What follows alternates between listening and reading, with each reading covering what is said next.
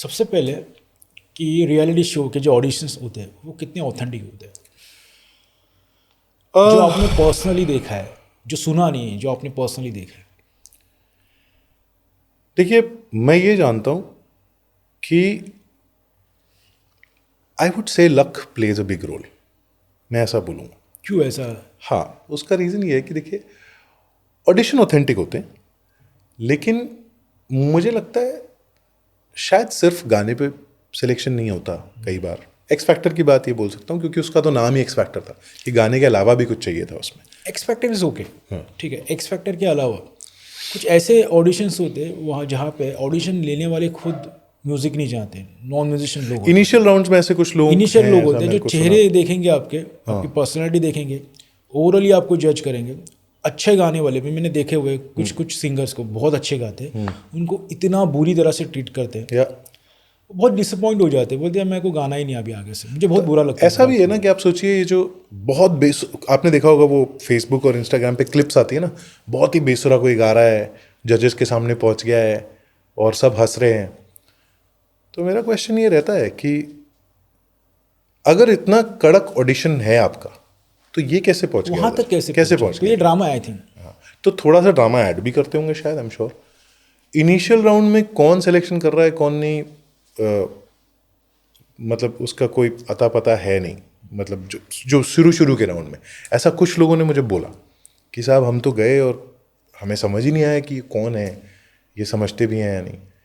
ऐसा है। दूसरा एक और क्वेश्चन है मेरा, और ये पार्टिसिपेट करने वालों से, बाकियों से नहीं।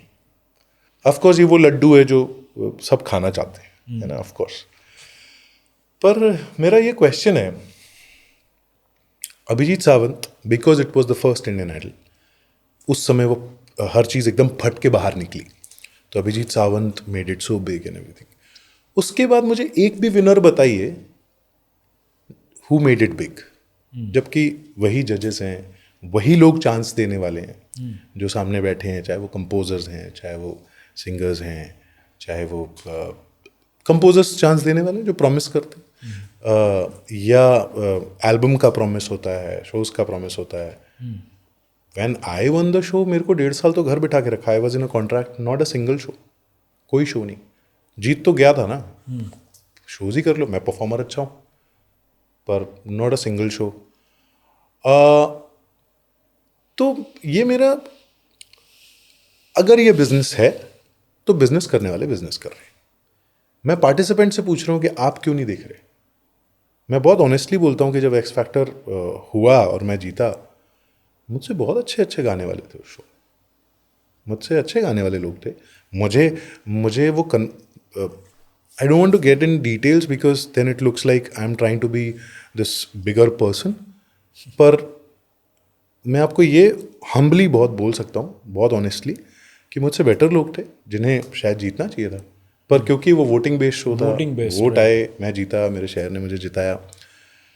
तो आई डोंट नो, मैं बहुत बहुत ग्रे है सब कुछ, लेकिन वही है कि लोगों को लगता है इससे सीढ़ी तो खुलेगी, तो हाँ, पैसे मिलते हैं, फेम मिलता है, मैं उससे इनकार नहीं करता।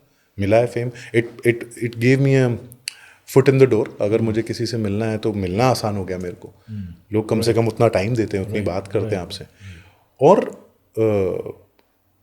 आप इस बात में भी किस्मत वाले हो, इसके पॉजिटिव्स बता रहा हूँ मैं, कि आप इस बात में भी किस्मत वाले हो कि सोनू जी, श्रेया घोषाल, संजय लीला भंसाली या जो भी जजेस बाकी शोज में होते हैं, इन सब के साथ इतने क्लोजली आपको, तो पॉजिटिव्स भी हैं, नेगेटिव्स भी हैं, जैसे हर किसी चीज़ के होते हैं। चॉइस है at the end of the day कि आप उसको सर पे कितना चढ़ने देते हो।